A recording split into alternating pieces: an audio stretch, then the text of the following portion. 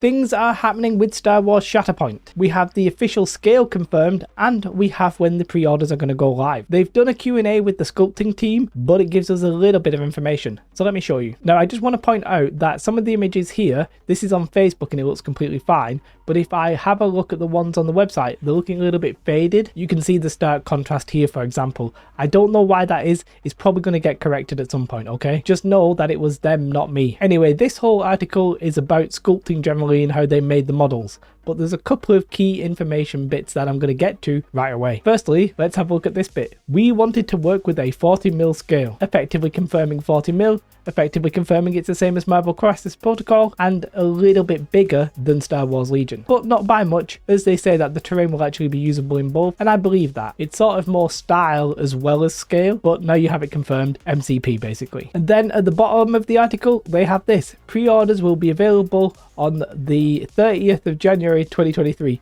By the way, you Americans, you need to change your dates, come on. January 30th, 2023. Now personally, unless we get actual more detail about the game, I'm not going to pre-order. I sort of want to see independent reviews and gameplay and stuff like that. Saying that, I suspect that this whole article is them ramping up the marketing up until that pre-order point, right? Like that would make sense. So, well, that's the two main bits of news. 40mm confirmed, pre-orders confirmed on the 30th. However, what we are going to do is have a look at the pretty pictures. I'm not going to read the whole Q&A to you. You can just read the article if you're that interested, okay? This is obviously in the core set. It's a Sarge with a super tactical droid and some B1s, looking pretty sweet, even though the contrast is a little bit janky. Nice little power pose of Anakin there on some rocks, looking good. Dooku and friends, also looking very nice. I'm so devastated that these images are not like clickable and the contrast is a little bit faded, because the one from Facebook, man, it has a lot of punch and it just looks really nice. We have to say there's no bendy lightsaber there. Hopefully that'll be a trend that continues. Just checking, it's the same for Sarge and it's the same for Anakin. No bendy lightsabers.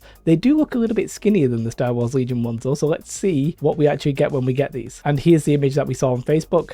In fact, let's just look at it on Facebook because it's nicer. Yeah, you see what I mean? The colours are just packing a punch there. Obviously very nicely painted. It's nice to see some edge highlighting. They've gone with the classic edge highlighting on these. But you have to say, it really does make it pop. Like the glow on this shield, I mean, that does seem like it's actually glowing. So fair play to them there. To be honest with you, I'm a little bit under the weather, so I really don't want to keep talking anymore. So I'm not going to. I'll leave a link to this in the description below. If you want to follow along with Star Wars Shatterpoint, then make sure you subscribe to this channel. I will obviously be covering it because, I mean, that's what I'm doing now. What you should definitely do though is have the most beautiful day. Like and subscribe. Goodbye.